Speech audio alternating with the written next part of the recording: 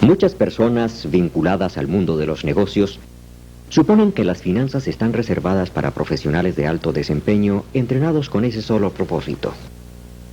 Y no hay nada menos cierto. El análisis de la situación financiera de una empresa, por ejemplo, está al alcance de toda persona con sentido común sin importar su preparación académica. Hecho que podrá comprobar usted mismo durante este paseo por el mundo del análisis financiero.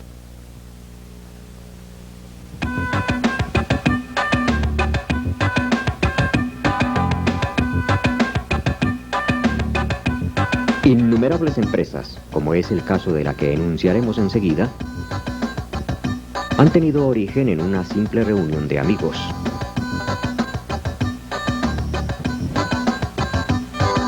Ellos comentan primero acerca de la novedad del producto y su necesidad en el mercado.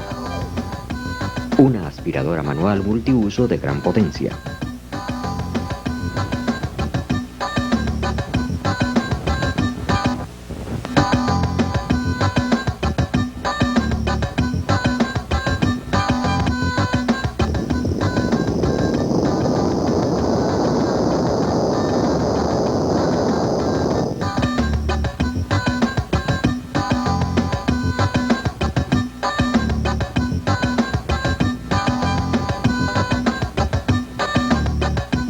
Enseguida, suponen la cantidad que venderían por año y su precio de venta. Proceden luego a calcular las sumas de dinero que ingresarían por ventas y las que pagarían por costos y gastos para establecer si el proyecto es rentable.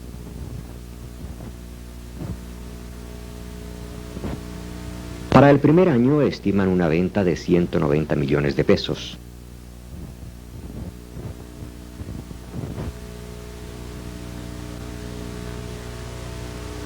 Para producir esa mercancía necesitan 138 millones.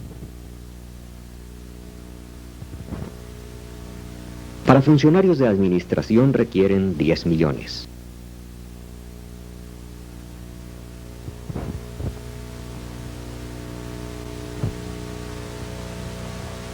Para promocionar, vender y transportar 3 millones de pesos.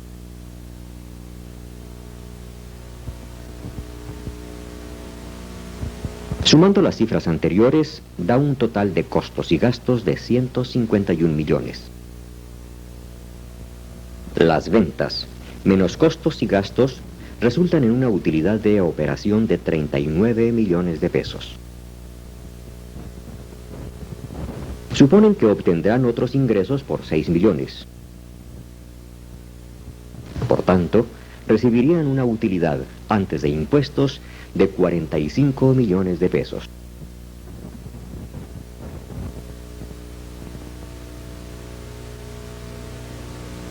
Luego de pagar impuestos por 15 millones, les quedaría una utilidad final de 30 millones de pesos.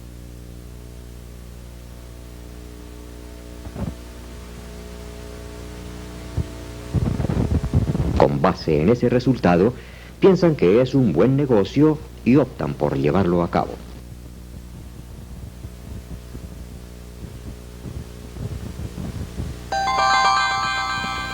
Los socios han elaborado, en síntesis, un estado financiero que se denomina estado de pérdidas y ganancias, que señala la utilidad neta que obtendrán el primer año.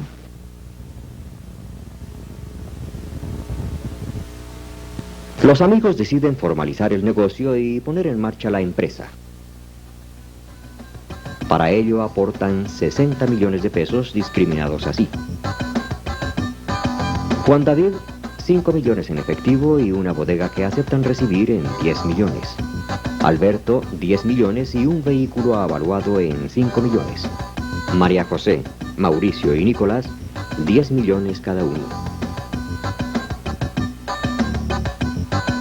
Proceden luego a firmar la escritura de constitución de la empresa, que le da vida como persona jurídica,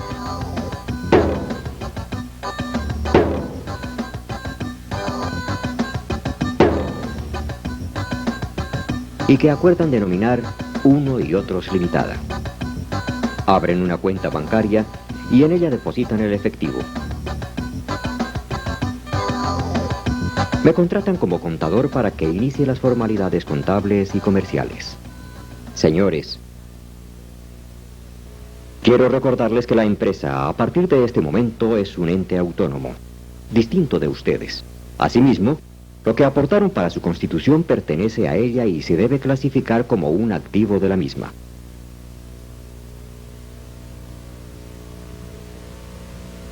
Pero ustedes conservan derechos sobre ella por valor de 60 millones de pesos. Mejor dicho, la empresa, de cierta manera, les debe a los socios 60 millones. Contablemente, esto se llama patrimonio. Y se anota en los libros en una columna que se denomina pasivo y patrimonio. Es decir, la empresa posee 60 millones y adeuda igual cantidad a los socios. Imaginemos las cuentas de la empresa como si se tratara de una balanza. Del lado izquierdo tenemos el activo, que para nuestro caso está conformado así: dinero en efectivo, edificio y vehículo. Y del lado derecho, el patrimonio de los socios, quienes son los dueños de la empresa. Más adelante, con el fin de comprar maquinaria y equipos, se solicita un préstamo a largo plazo en una corporación financiera por valor de 40 millones de pesos. La maquinaria y el equipo ingresan a la fábrica y se clasifican como activos al lado izquierdo de la balanza. Y, puesto que el dinero para adquirirlos se obtuvo de personas distintas a los socios, esta deuda es clasificada como pasivo al lado derecho de la balanza, junto con el patrimonio de los socios. De nuevo la balanza queda equilibrada.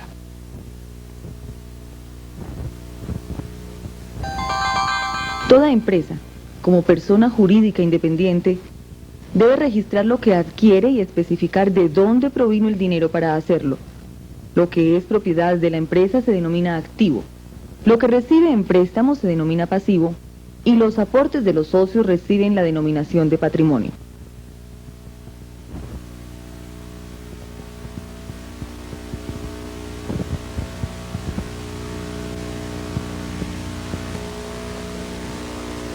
Lo cual representamos por medio de dos columnas iguales.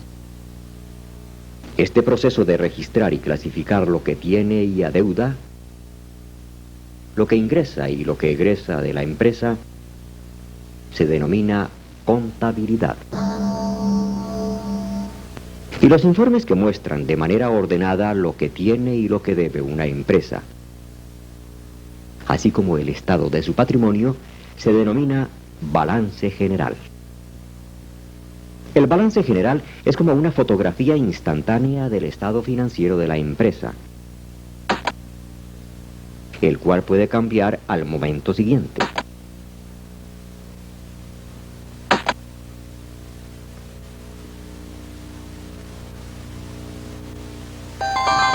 De este sencillo ejemplo se concluye que el balance general y el estado de pérdidas y ganancias contienen la información básica de la actividad de la empresa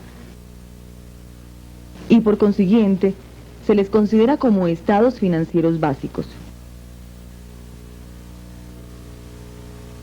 El análisis financiero, de otro lado, es el estudio ordenado de los estados financieros básicos a fin de determinar cuál es la situación financiera de una empresa y qué decisiones tomar para mejorarla. Se adelanta con ayuda de sencillas relaciones bautizadas indicadores financieros y por medio de procedimientos y metodologías como el análisis vertical, el análisis horizontal, el análisis de liquidez, el análisis del activo, el análisis del pasivo, el análisis de pérdidas y ganancias y el análisis de la procedencia de los fondos y su aplicación.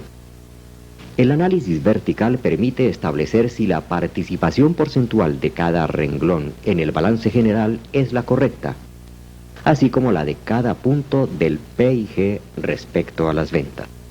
Con ello se precisa cuál es la estructura financiera de la empresa y se determina si es adecuada o no comparándola con otras del sector. El análisis horizontal persigue detectar si la evolución de la empresa a través del tiempo ha sido satisfactoria o no, por medio de la comparación de los estados financieros básicos en dos fechas distintas. El análisis de liquidez trata de precisar si la empresa cuenta con dinero suficiente para cumplir con sus acreedores en el corto plazo y para asegurar el desarrollo normal de sus operaciones. El análisis del activo trata de precisar qué tan eficiente es la empresa en el manejo de sus recursos. El análisis del pasivo persigue establecer qué tan endeudada está la empresa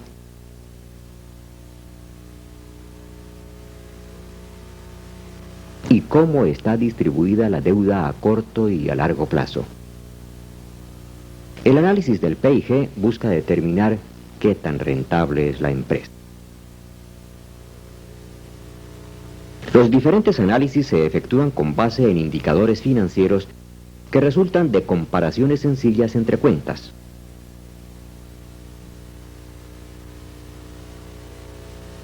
Cada categoría recibe su nombre de acuerdo al tópico tratado así: indicadores de liquidez, indicadores de actividad, indicadores de endeudamiento, indicadores de rentabilidad. El análisis de la procedencia de los fondos y su aplicación permite establecer, para un periodo determinado de tiempo, generalmente un año, de dónde obtiene la empresa sus recursos y en qué los aplica. Pero separando los renglones operacionales, capital de trabajo, de los renglones no operacionales, financiación de establecimientos de crédito, aportes de socios y otros, presentándolos de una manera ordenada y fácil de entender. Esta metodología se denomina flujo de caja libre. Como se puede observar, el análisis financiero tradicional es un proceso sencillo, pero que exige dedicación y trabajo en la elaboración de tablas e informes. El propósito de este curso práctico es simplificar el proceso de tal manera que la parte rutinaria la elabore el computador y usted se dedique solamente a interpretar y sacar conclusiones de esos resultados. En conclusión, para analizar la situación financiera de su empresa, disponga primero de los estados financieros de los 2 últimos periodos, proporcione los datos al programa, imprima todos los informes y finalmente analícelos. Estos conceptos se estudian en detalle con ayuda de este video y del libro guía. Los cálculos, desarrollo de fórmulas y procedimientos prolijos los realiza el programa que acompaña este curso práctico de análisis financiero. Bienvenido al mundo de las finanzas y buena suerte con el aprendizaje. Los dejo en compañía del doctor Héctor Ortiz Anaya, experto en análisis financiero, quien nos ayudará a desentrañar los secretos de este fascinante tema.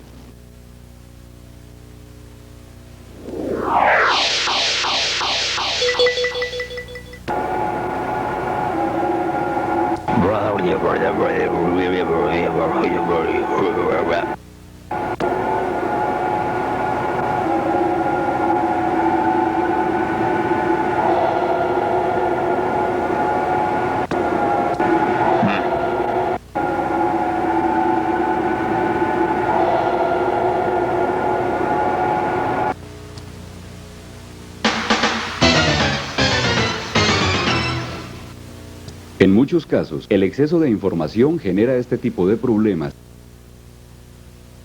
situación por la cual se tiende a olvidar lo más elemental.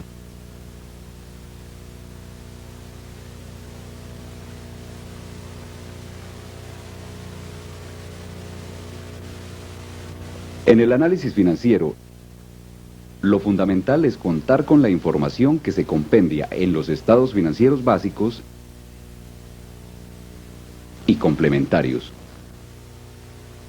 Este es el tema de nuestras 2 primeras lecciones.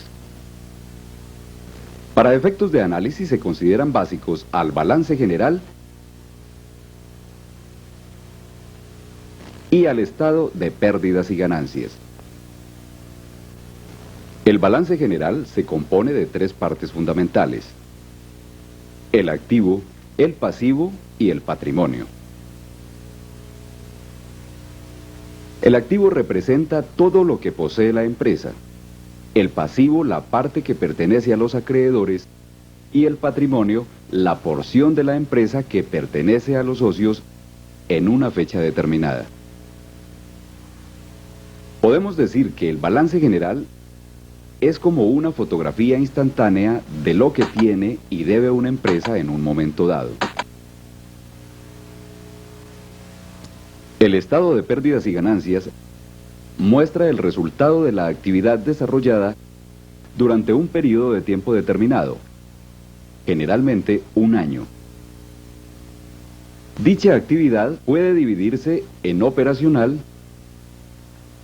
y no operacional. En el caso de la fábrica de aspiradoras, la operacional es la actividad propia de la empresa, vender las aspiradoras que produce. La no operacional es aquella ajena a su actividad, como entregar en alquiler una casa de su propiedad. El estado de pérdidas y ganancias muestra ambas actividades. En la operacional, ¿cuánto vendió? ¿Cuánto le costó producir lo que vendió? ¿Y cuánto ganó por las operaciones propias de su objeto social? Y la actividad no operacional, ¿cuánto ingresó? ¿Y cuánto gastó en otros conceptos distintos a su actividad normal? ¿Cuánto debe pagarle al gobierno en impuestos? Y finalmente, muestra la ganancia neta resultado de ambas actividades. Para determinar cuánto es el valor de la utilidad operacional, debe tomarse el valor contenido en las ventas netas y luego proceder a restarle los costos ocasionados por materia prima, mano de obra, sueldos a personal administrativo, gastos por publicidad y personal de ventas y otros gastos operacionales. Si al valor obtenido como utilidad operacional se le suman otros ingresos que por diversos motivos perciba la empresa y luego se restan las cifras correspondientes a gastos financieros, otros gastos e impuestos, tenemos como resultado final el valor de la utilidad neta generada por la actividad de la empresa. El estado de pérdidas y ganancias es dinámico, refleja actividad, es acumulativo, es decir, resume las operaciones de una compañía desde el primero hasta el último día del periodo estudiado. Por lo tanto, se debe decir, por ejemplo, estado de pérdidas y ganancias de uno y otro del día 1 de enero al 31 de diciembre de 1994, si se trata de un año.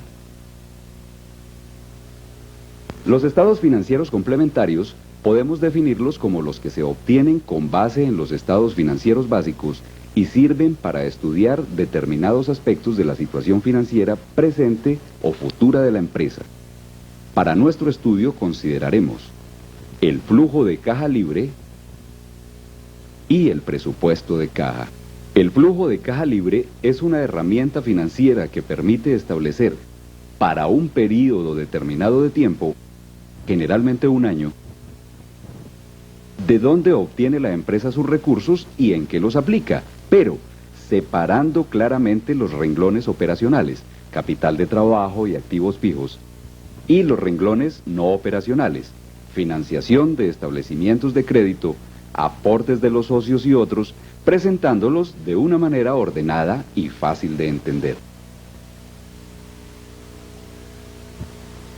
El presupuesto de caja o flujo de caja proyectado presenta los ingresos y egresos de efectivo que se estima generará la empresa de acuerdo con las operaciones que se tienen previstas para el periodo objeto de análisis. Un sistema práctico de elaboración del presupuesto de caja consiste en disponer de un estado de pérdidas y ganancias proyectado y el último balance histórico, y analizar sucesivamente cada uno de los renglones que lo componen para determinar si implican ingresos o egresos de caja.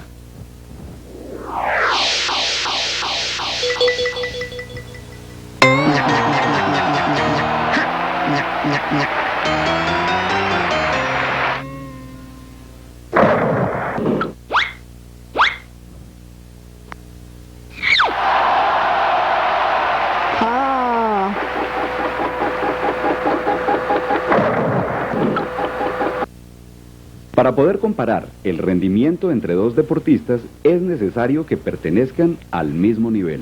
Asimismo, con el propósito de facilitar la interpretación, comparación y análisis del balance general, este se agrupa en categorías de acuerdo con los siguientes criterios.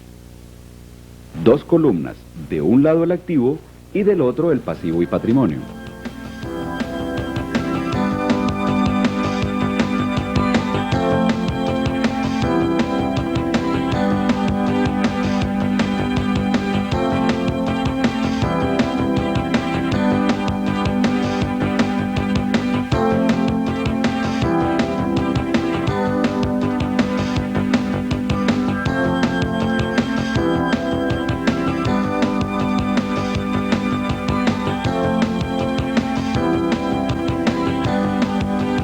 El activo se divide en 3 renglones: activo corriente, fijo y otros activos. Por su parte, el pasivo y patrimonio se divide en pasivo corriente, no corriente y por último el patrimonio. Activos corrientes son las partidas en efectivo o que pueden convertirse en dinero en menos de un año. Se ordenan así.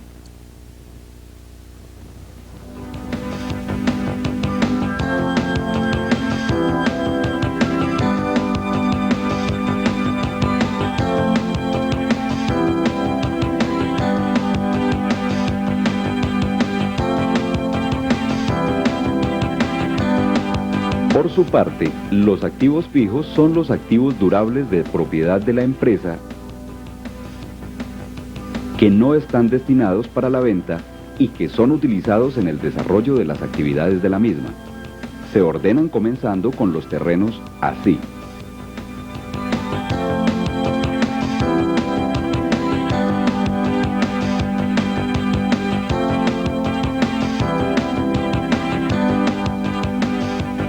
Otros activos son aquellos diferentes a los anteriores.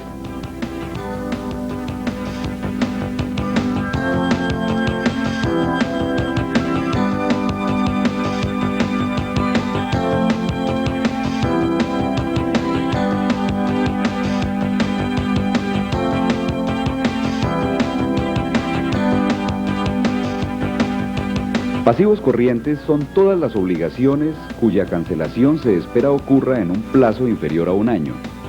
Se acostumbra a iniciar por las obligaciones bancarias.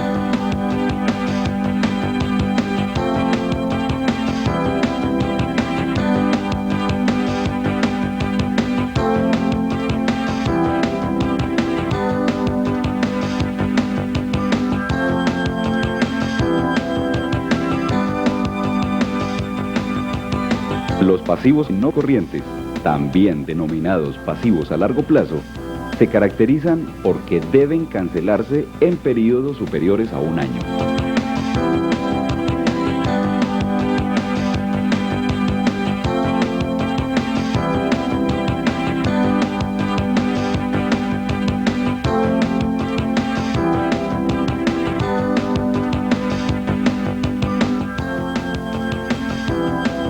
Por último, el patrimonio debe organizarse comenzando por las cuentas más estables, es decir, el aporte de los socios, y seguir clasificándolas bajo este criterio.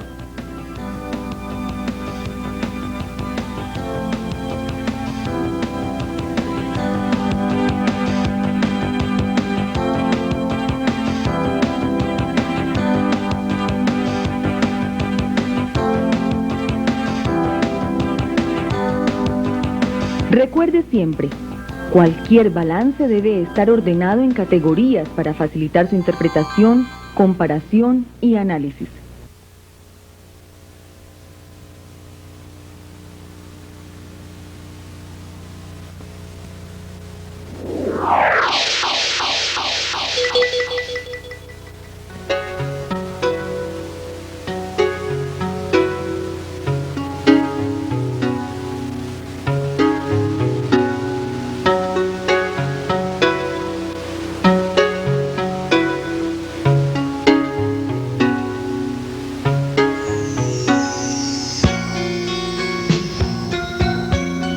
el arte las proporciones son muy importantes. Lo mismo debe ocurrir con los estados financieros. Una adecuada distribución de los recursos conducirá a un mejor desempeño de la empresa. Observemos el balance general. Para realizar el análisis vertical, debemos tomar uno a uno los valores de las cuentas de cada columna y dividirlo por el total de la misma. El resultado nos muestra lo que representa porcentualmente cada renglón respecto al valor del balance. Por tanto, la empresa ha invertido los recursos provenientes de los acreedores y de los socios así: 51% en activos corrientes, 41% en activos fijos y un 8% en otros activos.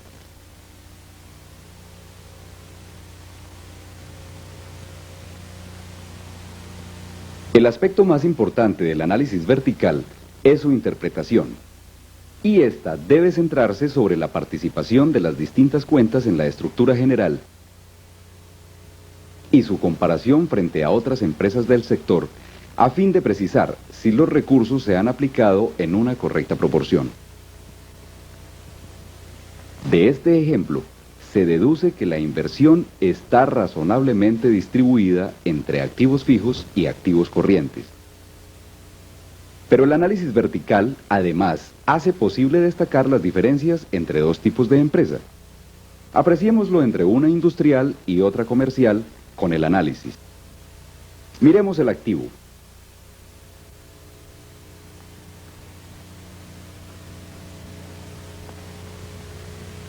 Las cifras contenidas en el pasivo y patrimonio indican una sana política de financiamiento, donde los acreedores en total solo son dueños del 51% de la empresa y los accionistas, por su parte, poseen el 49%.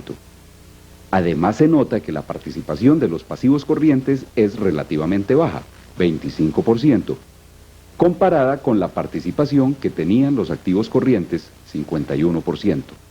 Esto indica que la empresa posee en el corto plazo suficientes recursos para atender en forma adecuada las obligaciones que tiene en el mismo periodo. El análisis de la parte derecha del balance nos muestra la siguiente composición en las dos empresas. Podemos concluir entonces en este aspecto que no se puede hablar de la composición ideal de financiamiento sin tener en cuenta el tipo de empresa.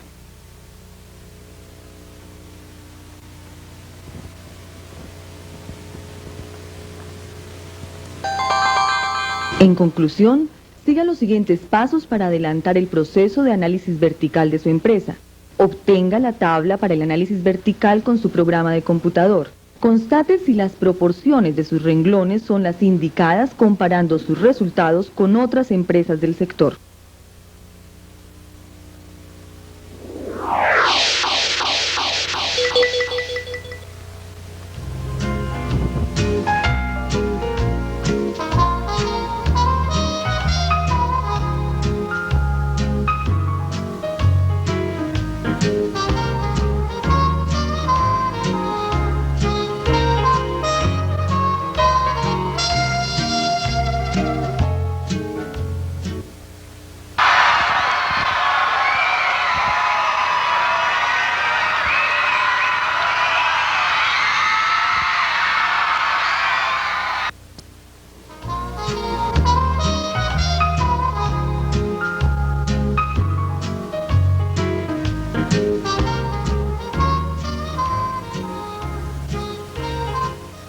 En la vida se presentan muchas situaciones que plantean cambios sustantivos de un año a otro. En una empresa ocurren a diario. Por eso es conveniente determinar su magnitud en las cuentas individuales, los totales y subtotales entre los estados financieros de un periodo a otro. El proceso de estudio de tales modificaciones se denomina análisis horizontal. Esta tabla se caracteriza porque compara el activo de 1993 con el activo de 1994. La tercera columna enseña la diferencia absoluta para cada renglón entre los 2 años.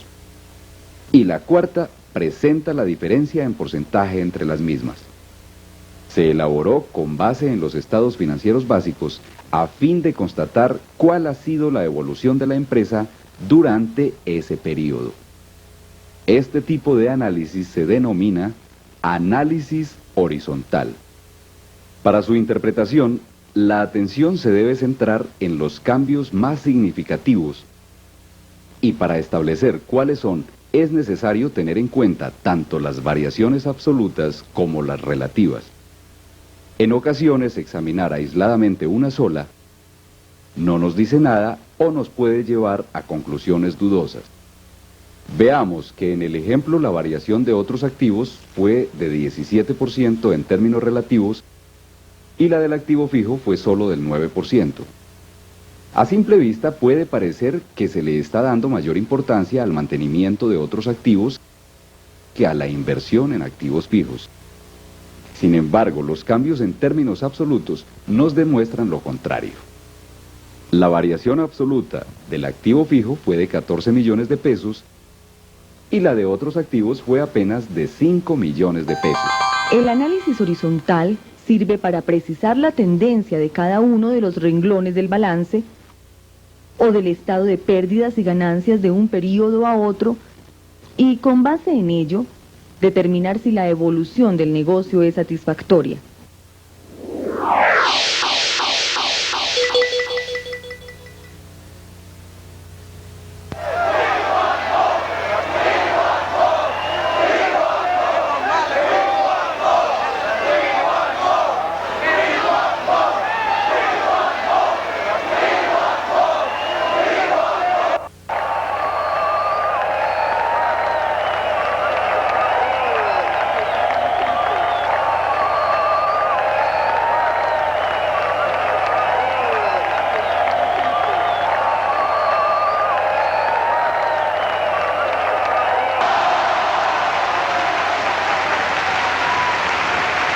Lo deseable es que no se presenten conflictos entre los intereses de los acreedores y los propietarios de una empresa, no obstante tener enfoques distintos.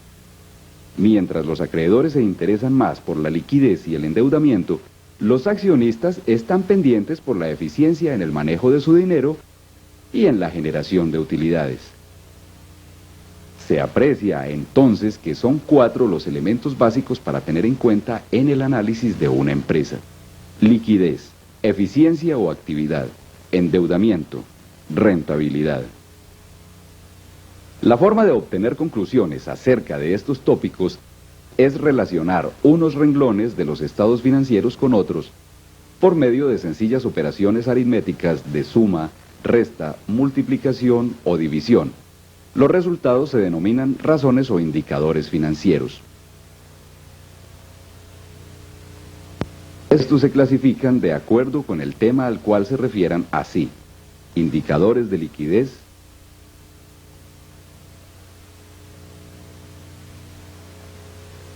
de endeudamiento,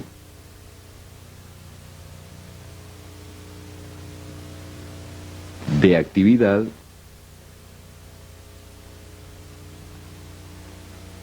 y de rentabilidad. Veamos un ejemplo. De dividir 200 millones de pesos, valor del activo corriente, por 100 millones, valor del pasivo corriente, se obtiene las veces que la empresa podría pagar las deudas a corto plazo. Esto significa que se dispone del doble del dinero necesario para cancelar las obligaciones inmediatas con los acreedores. Este es un indicador de liquidez y se denomina razón corriente. Las relaciones financieras, expresadas en términos de razones o indicadores, tienen poco significado por sí mismas, a menos que se comparen frente a algo. Los estándares de comparación que se utilizan son los siguientes: las razones o indicadores promedio de la industria de la cual hace parte la empresa analizada y las razones o indicadores de la misma empresa obtenidos en años anteriores o calculados con base en presupuestos de la empresa. El análisis por razones o indicadores señala puntos fuertes y débiles de un negocio. También enfoca la atención del analista sobre determinadas relaciones que requieren posterior y más profunda investigación. Con ellos, es posible analizar ordenadamente los estados financieros para medir la liquidez, la actividad, el endeudamiento y la rentabilidad.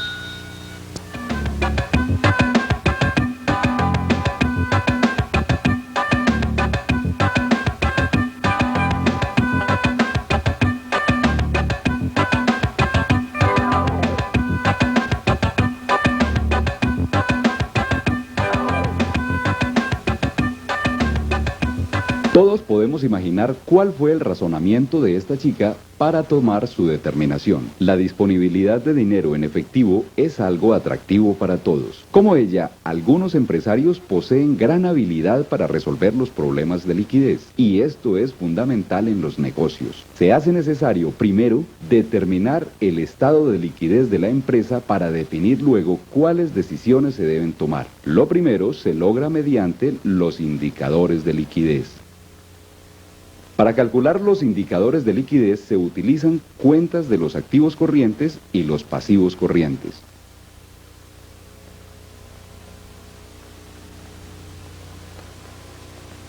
La razón corriente se obtiene al dividir el valor del activo corriente por el valor del pasivo corriente.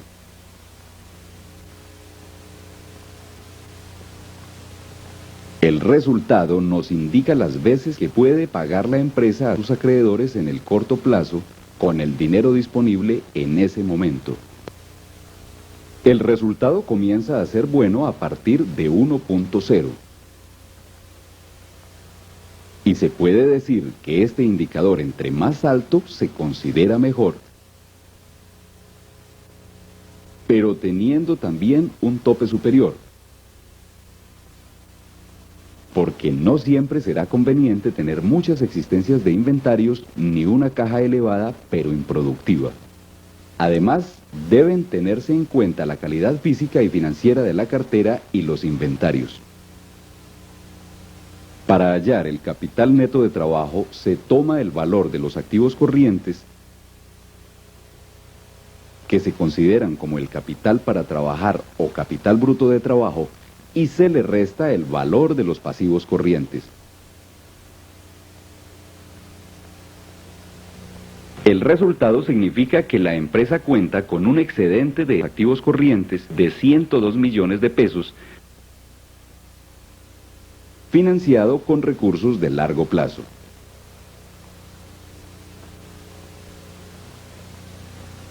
Para el cálculo de la prueba ácida es necesario descontar el valor de los inventarios del activo corriente para luego proceder a dividirlo por el total de los pasivos corrientes.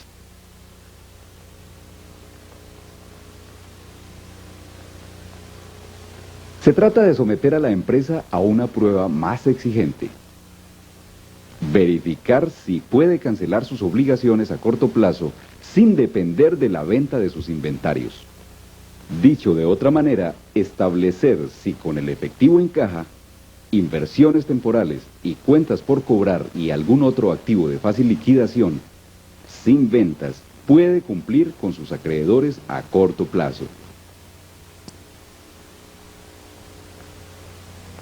Este resultado significa que la empresa cuenta con 45 centavos de fácil obtención por cada peso que adeuda para cancelar sus obligaciones a corto plazo, aún sin vender sus inventarios.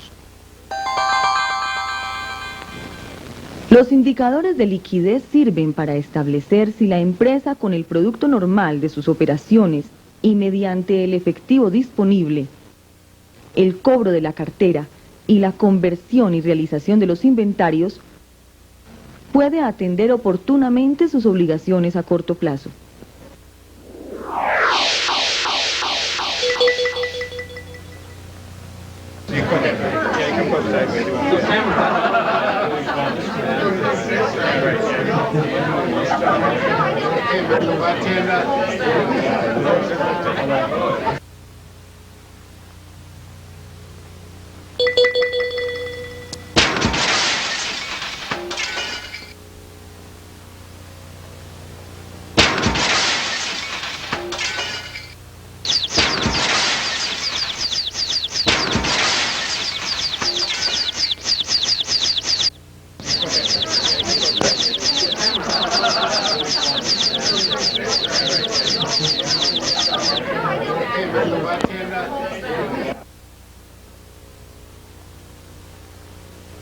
La mayoría de las veces no se puede sacar provecho de la acumulación de inventarios como en este caso.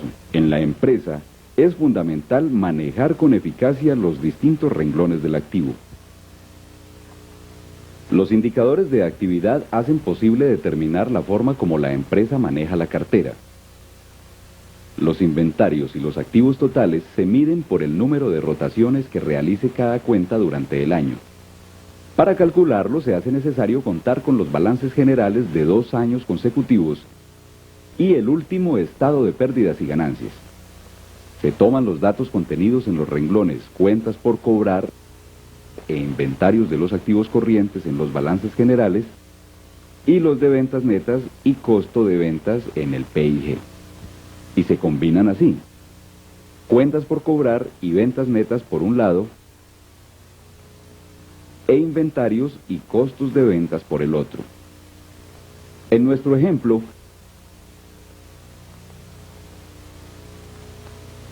la rotación de cartera significa que las ventas a crédito se convierten en efectivo cada 34 días en promedio,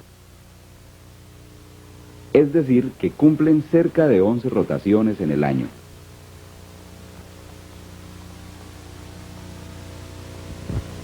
La rotación de inventarios significa que los inventarios promedio se venden cada 263 días, es decir, que cumple aproximadamente una rotación y media en el año.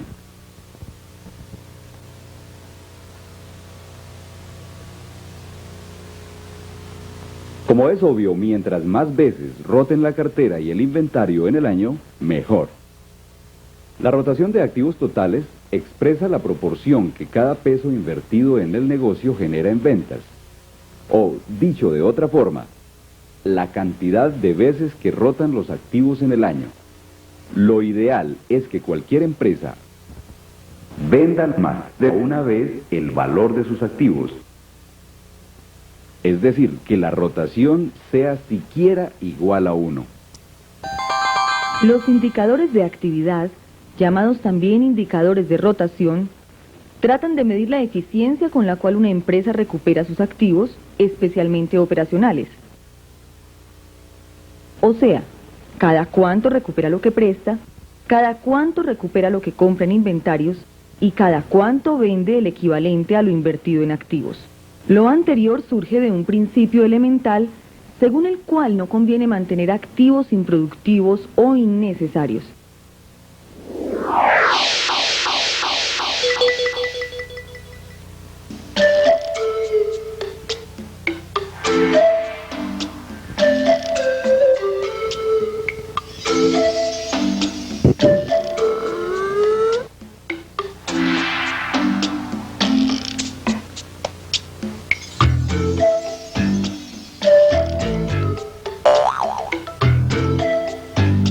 ¿A quién cree que le prestaron más? Conocer qué tan endeudada está la empresa es fundamental para los establecimientos de crédito y para usted. Precisar ese nivel de endeudamiento de su empresa es sencillo.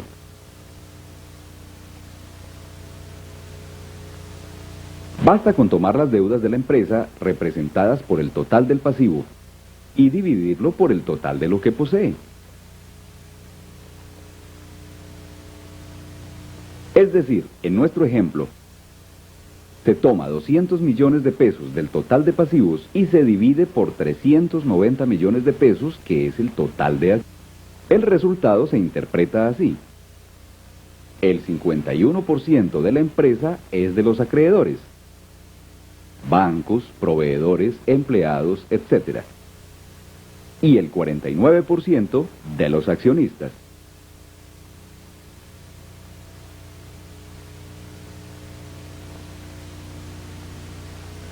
Para calcular la concentración del endeudamiento en el corto plazo, se divide el pasivo corriente por el total del pasivo.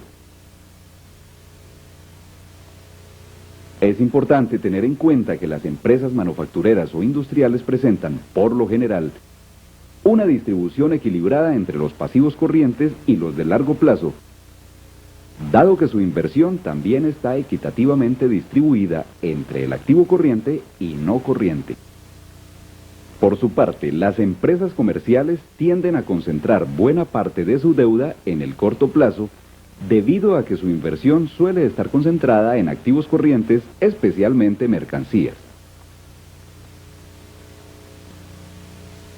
En síntesis, lo que parece correcto es que se cumpla lo mejor posible aquel principio general y básico de las finanzas, que establece que los activos corrientes se financien con pasivo corriente, y los activos no corrientes con pasivo de largo plazo o con patrimonio. Sin embargo, si lo anterior no se cumple, es preferible que se financien activos corrientes con recursos de largo plazo, y no el caso contrario, como sería financiar activos no corrientes con pasivos de corto plazo, lo cual pondría a la empresa en evidentes problemas de liquidez. Con base en el estado de pérdidas y ganancias, podemos tomar los siguientes renglones para determinar la cobertura de intereses. Los gastos financieros se originan en el pago de intereses por los créditos que solicite la empresa. El resultado se interpreta como que la compañía genera 2.8 veces los intereses y por lo tanto tiene capacidad de endeudamiento. Asimismo, establece una relación entre las utilidades operacionales de la empresa y sus gastos financieros, los cuales están a su vez en relación directa con su nivel de endeudamiento. Los indicadores de endeudamiento tienen por objeto medir en qué grado y de qué forma participan los acreedores dentro del financiamiento de la empresa. De la misma manera se trata de establecer el riesgo que corren tales acreedores, el riesgo de los dueños y la conveniencia o inconveniencia de un determinado nivel de endeudamiento para la empresa.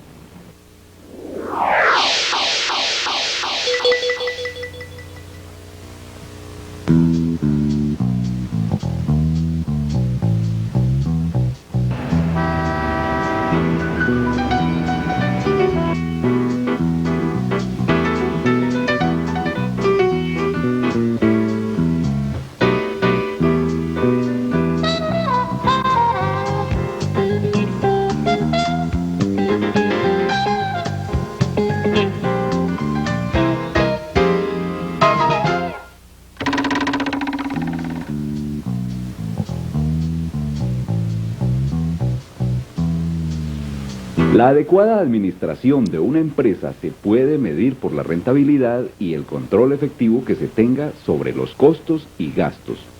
El estado de pérdidas y ganancias es el informe sobre el cual se adelanta este análisis. De él se toman los renglones de ventas netas, utilidad bruta, utilidad de operación y la utilidad neta. El margen bruto se obtiene mediante la división de la utilidad bruta por el valor de las ventas netas.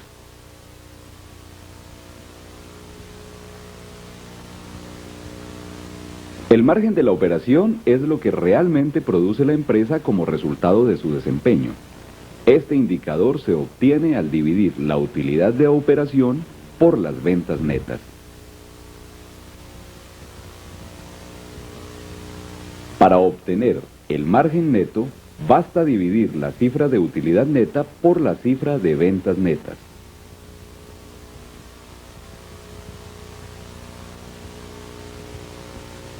Al comparar este indicador con el margen operacional, se puede establecer si la utilidad neta procede de la operación propia de la empresa o de ingresos diferentes. Así, puede suceder que una compañía reporte una utilidad neta aceptable después de haber presentado pérdida operacional. Por lo tanto, si solamente se analizara el margen neto, las conclusiones serían incompletas y erróneas. Ahora, para determinar el rendimiento de la inversión frente al patrimonio de los socios y frente a los activos de la empresa se utiliza la razón financiera denominada rendimiento del patrimonio. La forma de calcularla es muy simple. Se toma el dato de la utilidad neta y se divide por el valor del patrimonio. En nuestro ejemplo, el resultado se interpreta así. Las utilidades netas correspondieron al 7.5% sobre el patrimonio en 1993. Quiere decir esto que los socios o dueños de la empresa obtuvieron un rendimiento sobre su inversión de 7.5% en el período mencionado. Podemos decir que los indicadores de rendimiento, denominados también de rentabilidad, sirven para medir la efectividad de la administración de la empresa en el control de costos y gastos, haciendo que las ventas se conviertan en utilidades.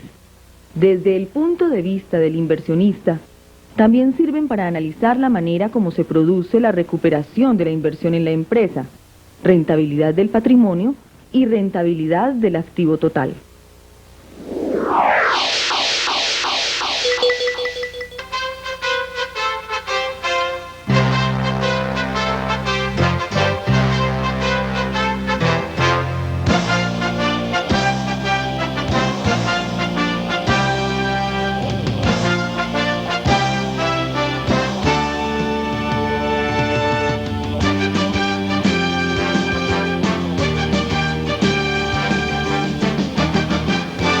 Esta caricatura de nuestro creativo sirve para introducir el siguiente tema, el sistema DuPont.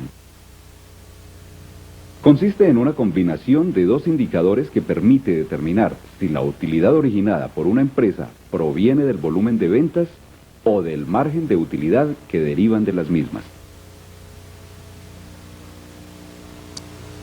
Para encontrar esta razón, deben tomarse como base los indicadores de actividad y de rendimiento.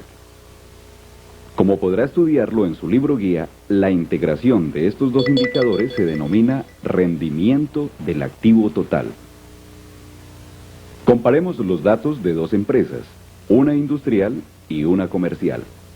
El resultado significa que, para el caso de la compañía industrial, la rentabilidad de la inversión procede en mayor grado del margen de utilidad que dejan las ventas y no tanto de la rotación del activo total.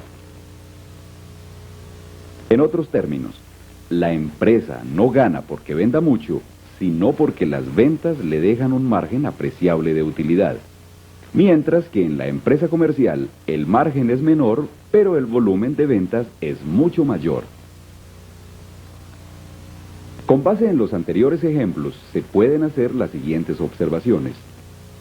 Las empresas de tipo industrial, por lo general, requieren una inversión en activos, especialmente fijos, mayor que las empresas comerciales, y por tanto su rotación tiende a estar muy cerca o por debajo de una vez. Por su parte, las empresas comerciales no requieren una inversión elevada en activos y pueden vender grandes volúmenes porque su actividad consiste precisamente en vender. Por consiguiente, la rotación del activo total tiende a ser elevada, siempre superior a una vez. Las empresas industriales generalmente presentan márgenes de rentabilidad sobre las ventas superiores a los de las empresas comerciales, lo que compensa la lenta rotación de la inversión. Así se observa cómo el margen neto de uno y otro es de 5.6%, mientras que el de la cadena de almacenes es de 1.44%. En resumen, se puede decir que hay empresas que ganan por margen y otras que ganan por volumen vendido. Si quiere estudiar la empresa desde esta óptica, utilice el sistema DuPont.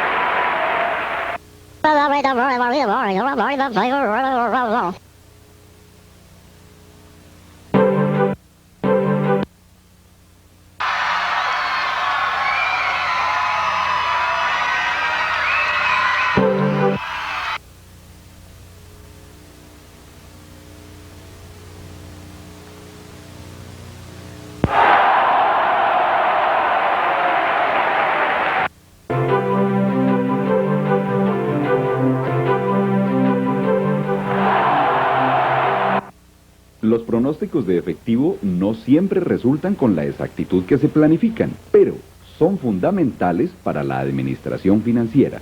Ellos se denominan presupuesto de caja y son estimaciones de ingresos y egresos de efectivo que se espera generar a la empresa de acuerdo con las operaciones previstas para el período.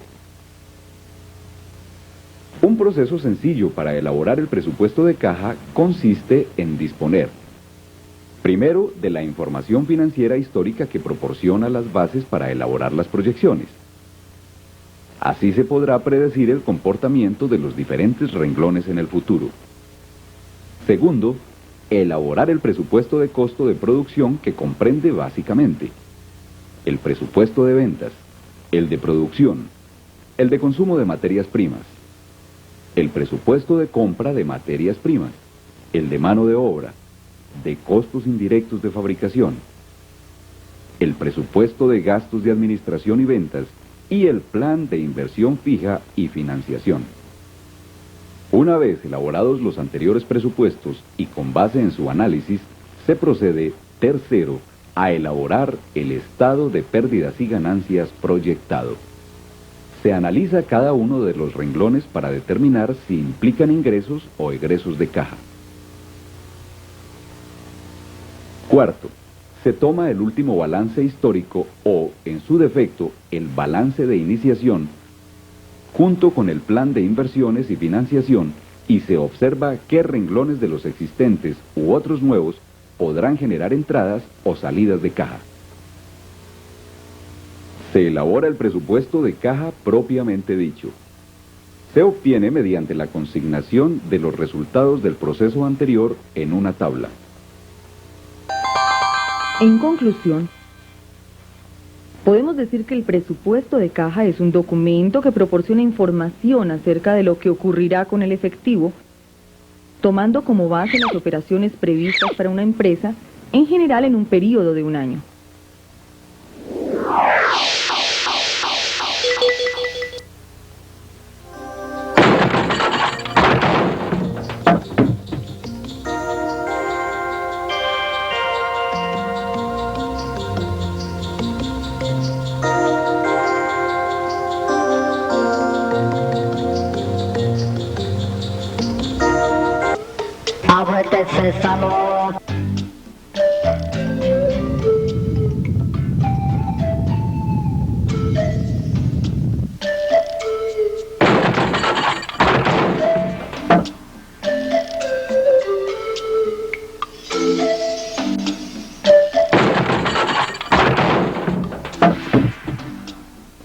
Como en esta historia, en muchas ocasiones se requiere determinar de dónde provienen y cómo se han invertido los recursos de una empresa en un periodo determinado.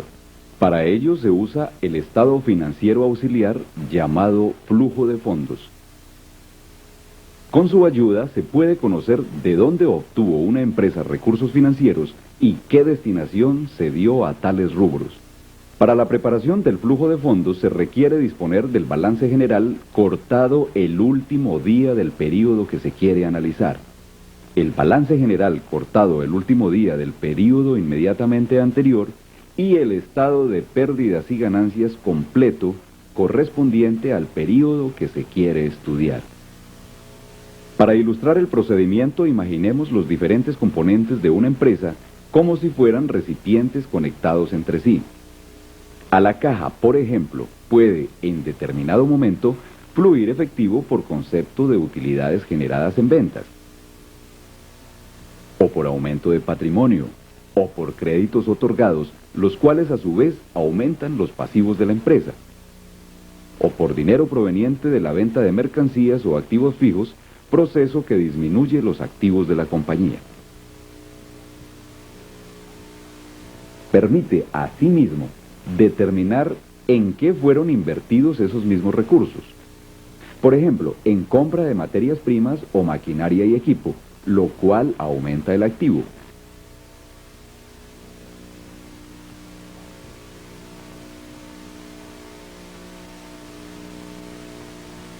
Si se destinaron a pagar las cuentas por pagar, lo cual corresponde a disminuir el pasivo. O se asumió la pérdida en el ejercicio o se aplicó en cancelar las utilidades en forma de dividendos o pago de utilidades a los socios o también en la readquisición de acciones. Para cuantificar estos movimientos se requiere comparar los balances correspondientes a los 2 últimos años y el PIG correspondiente al año analizado. El resultado final es un estado financiero complementario denominado estado de flujo de fondos o estado de origen y aplicación de fondos.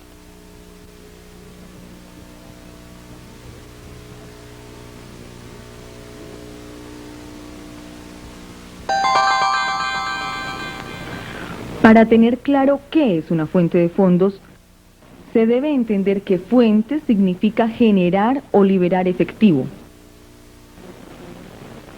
Un uso o aplicación de fondos es la utilización del efectivo.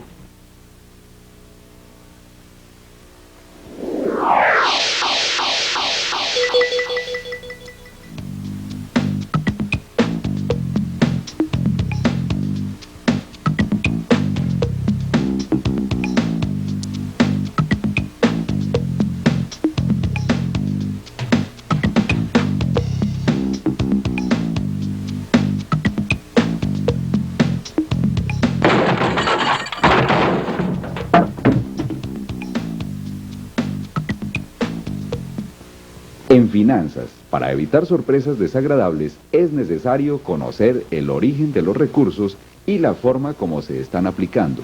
La herramienta que se utiliza para este propósito es el flujo de caja libre, que permite, como cualquier otra presentación de flujo de fondos, establecer de dónde obtiene la empresa sus recursos y en qué los aplica. Separando los renglones operacionales de los renglones no operacionales y presentándolos de una manera ordenada y fácil de entender. Veámoslo de esta manera. Una empresa en marcha para operar necesita capital de trabajo y activos fijos. El efectivo, para alimentar estas dos cuentas, puede generarlo la misma empresa con su actividad normal y tiene su origen en 3 renglones. Utilidad operacional, depreciación, amortizaciones y provisiones no laborales. La metodología para cuantificar este hecho se denomina flujo de caja libre operacional y se pretende con ella establecer si estos fondos son suficientes para atender las necesidades de operación, como son las de capital de trabajo y activos fijos. Si esto no ocurre, la empresa debe conseguir los recursos con los socios, con establecimientos de crédito u otras fuentes externas que no son propias de la operación de la empresa. La metodología para calcular este flujo de efectivo se denomina flujo de caja no operacional.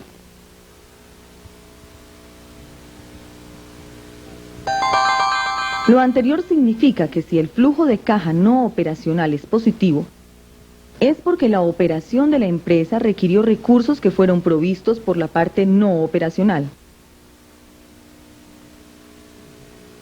En cambio, si el flujo de caja no operacional es negativo, quiere decir que la operación generó fondos que sirvieron para hacer aplicaciones en la parte no operativa, ya sea pagar obligaciones financieras, pagar dividendos a los socios u otros usos no operacionales.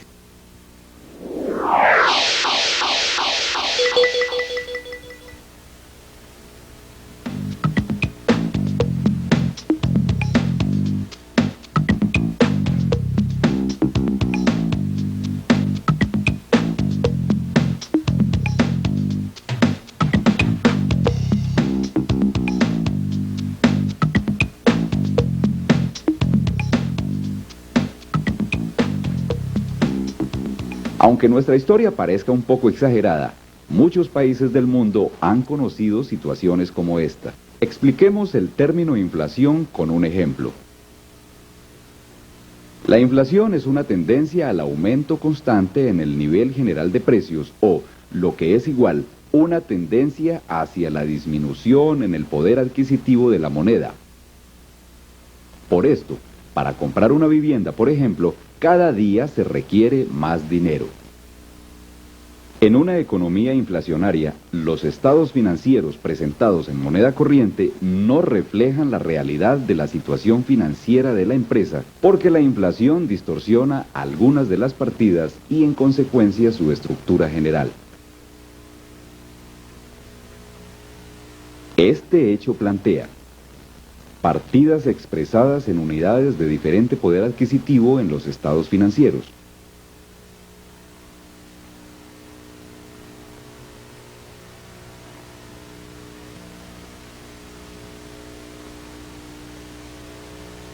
Dentro del manejo de la contabilidad tradicional, que no tiene en cuenta los ajustes por inflación de una manera integral, se han adoptado algunas medidas que pretenden, por lo menos parcialmente, reflejar o disminuir el efecto de la inflación en algunos de los rubros más afectados.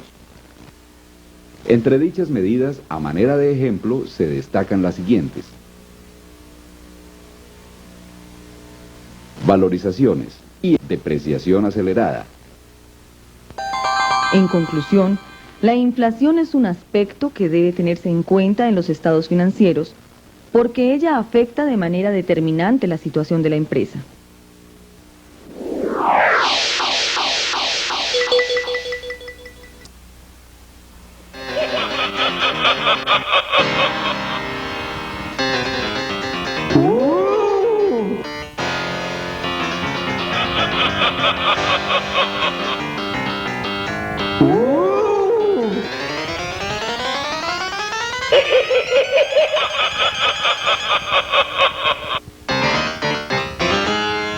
En economías inflacionarias, como ya se denunció, los estados financieros tampoco muestran la realidad financiera y contable de la empresa,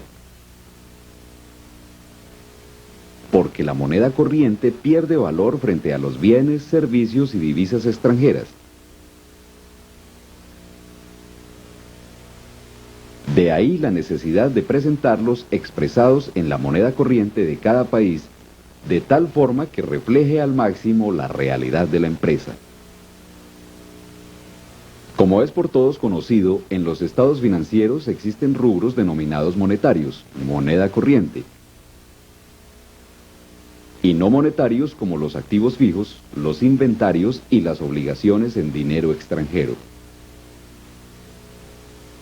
Por ello es necesario ajustar los activos no monetarios, que son los que pueden estar expresados por un valor diferente al real en divisa corriente. De acuerdo con lo anterior, el esquema de balance general manejado por la contabilidad tradicional debe ser reemplazado, por lo menos para propósitos de análisis, por un esquema de balance general ajustado por inflación. El sistema de ajustes por inflación tiene efectos contables y financieros que deben tenerse muy en cuenta para todas las decisiones que al respecto tomen las empresas. Lo deseable es buscar un equilibrio entre el valor del patrimonio y el valor de los activos no monetarios, activos ajustables, para evitar así un impacto fuerte del ajuste por inflación, ya en la utilidad o en la pérdida. En este punto, dependiendo de la estructura del balance de los negocios, pueden darse tres escenarios típicos. Primero, que los activos no monetarios sean superiores al patrimonio. Este es el caso de la mayoría de las empresas manufactureras, para las cuales el resultado es una cuenta de corrección monetaria positiva, con mayores utilidades y mayor impuesto de renta. Segundo, que los activos no monetarios sean iguales al patrimonio. En esta situación, o muy cerca a la misma, pueden figurar buena parte de las instituciones financieras, las compañías de seguros y algunas pocas empresas del sector real de la economía. El resultado de los ajustes en este caso será una cuenta de corrección monetaria neutra, que en términos de utilidad e impuesto de renta no traerá mayores cambios en el período. Tercero, que los activos no monetarios sean inferiores al patrimonio. Este es el caso de algunas empresas financieras y la mayoría de las entidades del sector cooperativo, siendo estas últimas las que, por su naturaleza, tienen patrimonios muy elevados o muy pocos activos ajustables. El resultado de los ajustes en este caso será una cuenta de corrección monetaria negativa, con inferior utilidad y menores impuestos, aspecto que, desde la perspectiva tributaria, podría parecer interesante cuando se trata de empresas que son contribuyentes. No obstante, desde el punto de vista financiero, las menores utilidades o las pérdidas que se ocasionen implican menores dividendos para repartir y disminución del patrimonio contable, lo cual incide sobre el valor de la empresa o sus acciones y no tiene presentación favorable ni ante los dueños ni ante terceros. En cuanto al análisis financiero, podemos decir que las herramientas o sistemas no cambian por el hecho de que los estados financieros se están ajustando por efectos de la inflación, aunque los parámetros de comparación sí tienden a modificarse como consecuencia de los cambios que puedan presentarse en la estructura del balance y del PIG. En su manual y en su libro guía, encontrará una explicación pormenorizada de los cambios en los indicadores financieros por efectos de los ajustes. Por ahora, me limitaré a presentar 3 tablas en las que se consignan algunos de ellos y su comportamiento específico.